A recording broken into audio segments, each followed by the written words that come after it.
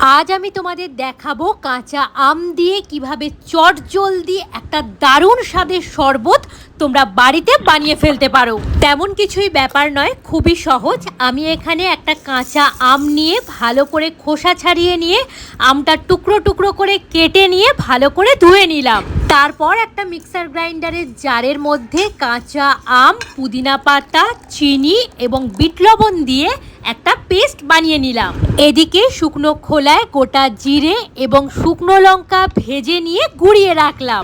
এরপর একটা বাটির মধ্যে প্রথমে কাঁচা আম এবং পুদিনার পেস্টটা ঢেলে দিলাম। তারপর ভেজে রাখা মশলার গুঁড়ো, অল্প একটু নুন এবং অল্প একটু লঙ্কা গুঁড়ো মিশিয়ে দিলাম। তারপর এতে ফ্রিজের ঠান্ডা জল অ্যাড করলাম। ভালো করে মিশিয়ে নিয়ে কয়েক টুকরো লেবু স্লাইস, পুদিনা পাতা এবং বরফ অ্যাড করলাম। ব্যাস, তাহলেই তৈরি আমাদের ঠান্ডা ঠান্ডা কাঁচা আমের শরবত।